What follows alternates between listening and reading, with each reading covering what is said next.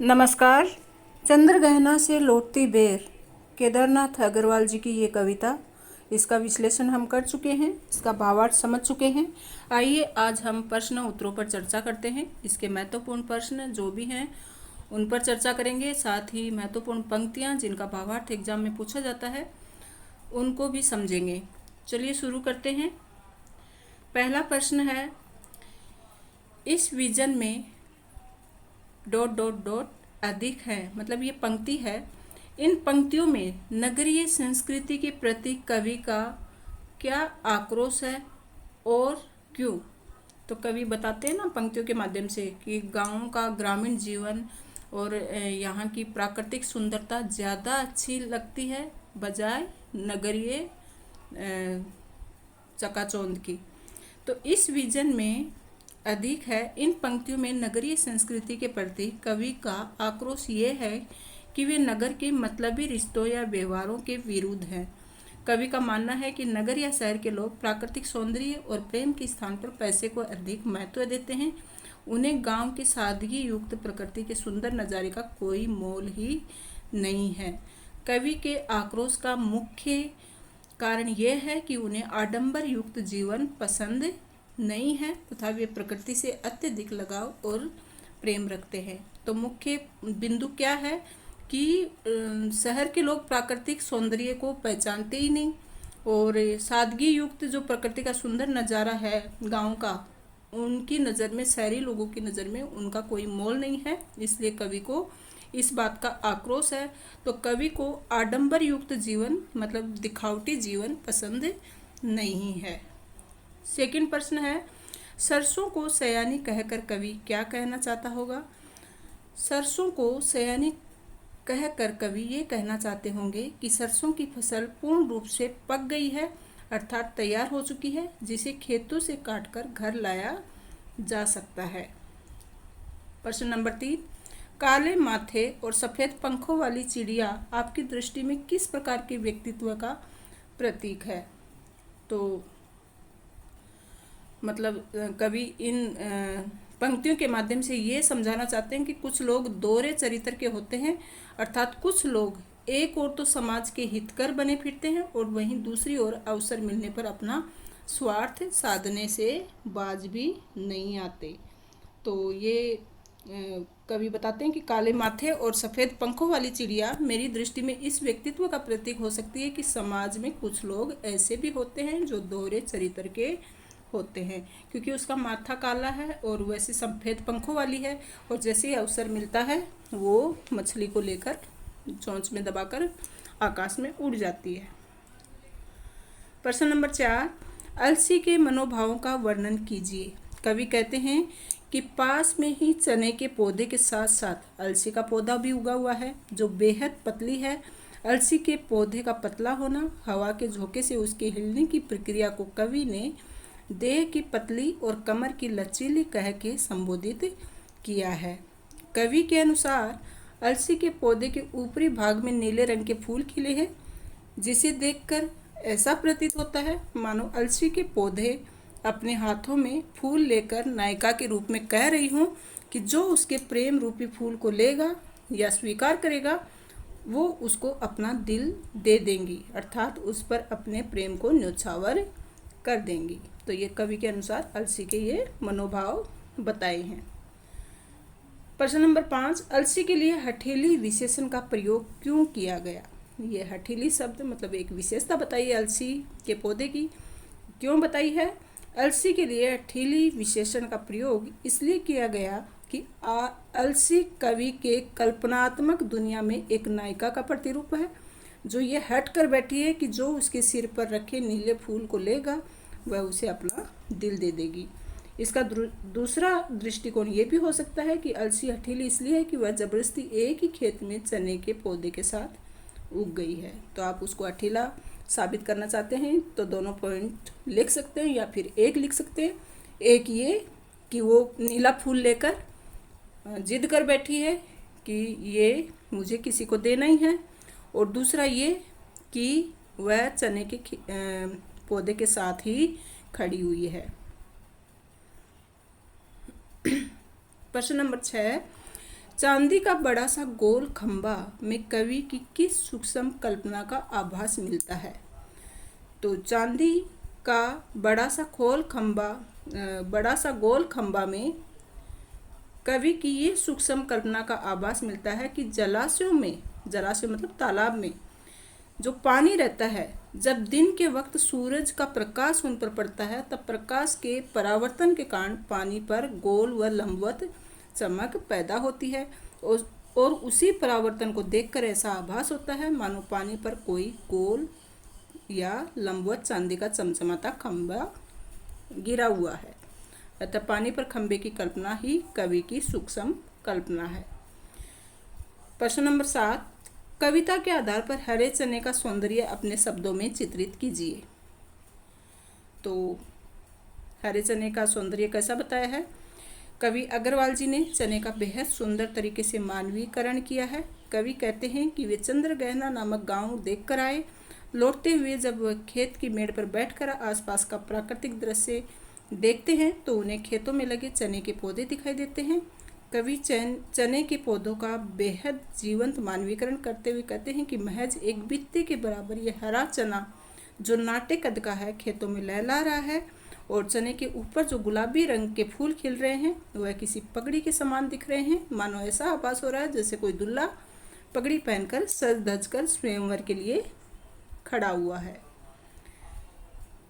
तो ये देखिए बच्चों, ये कुछ शब्दार्थ हैं, कठिन शब्द हैं। अगर आपको ज़रूरत पड़े तो इन शब्दों को आप देख सकते हैं। जैसे शीश का सिर होता है, निद्रा नींद होती है, ठिगना मतलब नाटा, मुरेठा पगड़ी, ये सारे मैंने आपको बताए। फिर भी आपको किसी प्रकार का प्रॉब्लम है तो इसमें आप इस स्लाइड के माध्यम से देख सकते हैं। आगे बढ़ते हैं। इस विजन में अधिक, ये हो गया बच्चों, फिर से ये रिपीट क्यों हो रहा है इसमें? ये सब हमने पढ़ लिए हैं। हाँ, कवि कहाँ से लौटा है? वह खेत की मेड़ पर क्यों बैठ गया? कवि चंद्रगहना से लौटा है। वह खेत की मेड़ पर इसलिए बैठ गया ताकि वहाँ बैठकर आसपास फैले प्राकृतिक सौंदर्य को जी भर निहार सके और प्रकृति का सानिध्य पा सके। सानिध्य मतलब प्रकृति के पास ज़्यादा से ज़्यादा समय गुजार सके और उसकी प्रकृति की समीपता पा सके और उसके सौंदर्य का आनंद उठा सके। बच्चों, अगर कविता को अच्छे से आपने समझ लिया है ना तो आप अपने शब्दों में इसके उत्तर आसानी से लिख सकते हो। ज़रूरी नहीं कि आप सारे शब्द वैसे के वैसे लिखो जो कि इस स्लाइड में दिए हुए हैं। आप समझ गए हो कि कवि क्यों बैठे थे मेड़ पर। तो कवि प्राकृतिक सौंदर्यता का समीपता पाना चाहते थे और उनको अच्छा लगता था वहाँ बैठना, तो जी भरकर निहार करना चाहते थे प्रकृति का, तो इसलिए बैठ गए थे।